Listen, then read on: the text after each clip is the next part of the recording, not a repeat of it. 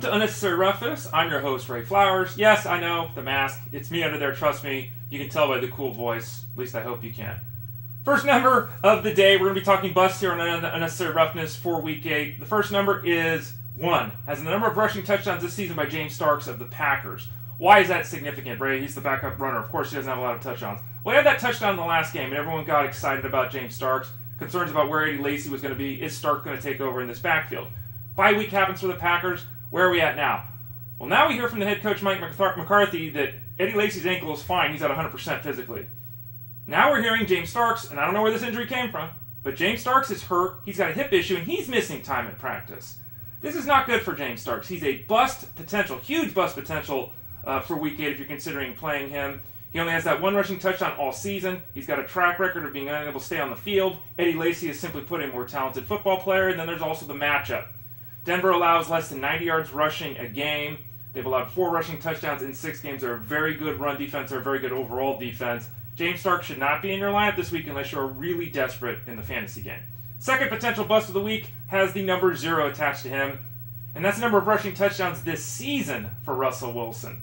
Now, I warned you all offseason about Russell Wilson and the fact that we might see a reduction in his yardage totals on the ground, a reduction in the touchdown totals on the ground, and that would hurt him in the fantasy game.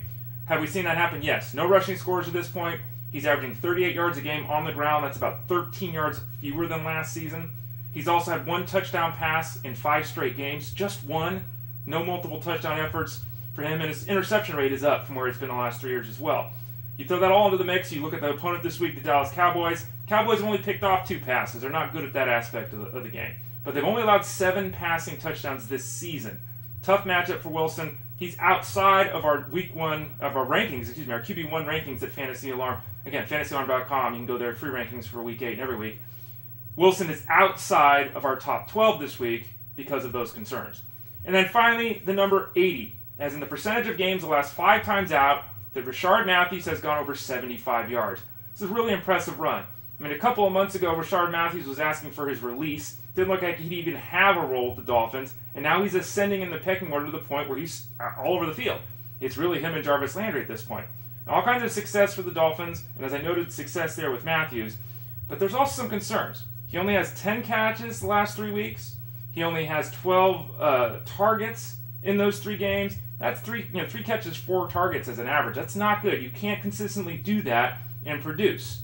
So be very wary about the volume of work he gets moving forward. It's going to be key to whether or not he can sustain success, not just against the Patriots this week, but moving forward. Those are the 3 bust options for Week 8. Ray Flowers, Fantasy Alarm, Unnecessary Roughness, making it happen. FantasyAlarm.com.